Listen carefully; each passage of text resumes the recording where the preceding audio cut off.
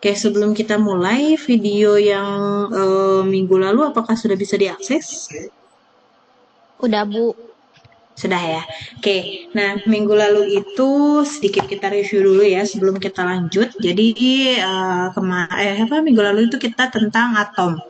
Nah, jadi kan kita udah tahu kalau misalnya sudah saya jelaskan bahwa kalau misalnya si atom ini ada nomor atom dan ada konfigurasi atau misalnya ada eh, elektron-elektron yang tersebar di si kulit-kulit atomnya. Nah, di minggu ini saya akan menjelaskan tentang konfigurasinya. Gimana sih caranya si elektron itu atau posisi-posisi elektron itu yang disebar di setiap kulit atomnya itu seperti bagaimana. Nah, ini akan dijelaskan di pertemuan ini.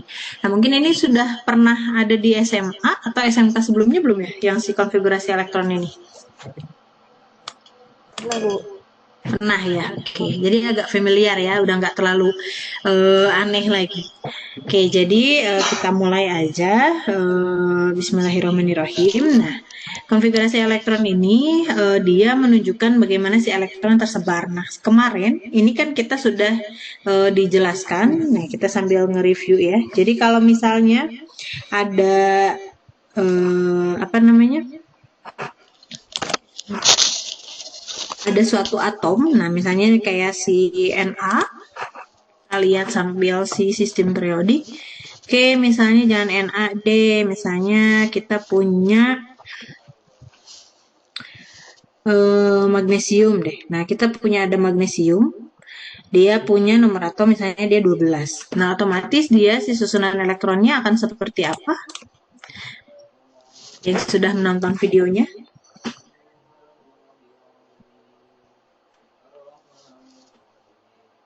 ada?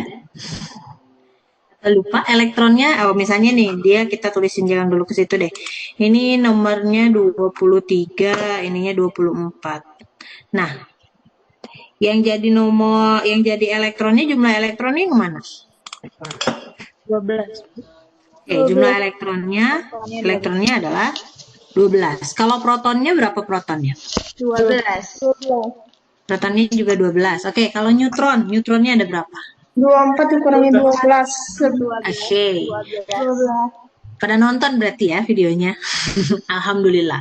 Jadi jangan lupa kalau misalnya buat nentuin elektron, jadi kalian harus tahu dulu sebelum kita bisa membuat si konfigurasinya, kita harus tahu dulu jumlah elektronnya itu tuh berapa. Nah, buat tahu si jumlah elektronnya itu bisa dengan mudah lihat dari si nomor atom. Nah, nomor atom itu biasanya kalau di sistem periodik itu yang ada yang paling bawah ini nih, yang di angka 12. Kalau misalnya si ininya itu tanpa muatan. Nah, biasanya kalau untuk konfigurasi elektron kita pakainya yang 12-nya ini.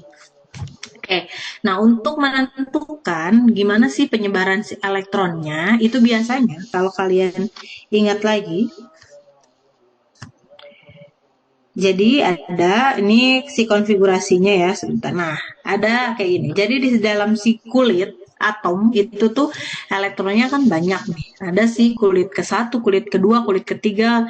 Nah, biasanya ini dikenalnya dengan si SPDF ini. Nah, buat menyusun atau menuliskan si konfigurasinya kalian harus ingat sama si susunannya ini.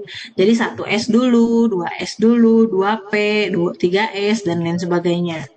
Oke. Nah, ini apa namanya penyusunannya ini itu bisa dianggap seperti spin elektron. Jadi kalau misalnya nanti membuat, jadi kita sebelum ke penulisan si konfigurasi elektron, saya akan jelaskan beberapa penulisan juga yang dari prinsip-prinsip yang lain. Jadi misalnya nih kita ini next aja. Oke. Nah, jadi kalau misalnya buat menuliskan, sebenarnya ada beberapa prinsip yang harus diketahui. Yang pertama itu dari si Pauli ini nih larangannya. Jadi kalau misalnya dari yang si prinsip Pauli ini, jadi setiap elektron di dalam orbitalnya itu cuma punya 2 aja. Nah, kemudian ini tuh tadi karena di awal dibilang bahwa ini tuh spinnya kayak si magnet. Jadi kalau misalnya si apa namanya elektronnya ini dia menempati setiap ruangnya itu hanya maksimalnya 2. Itu menurut si Pauli.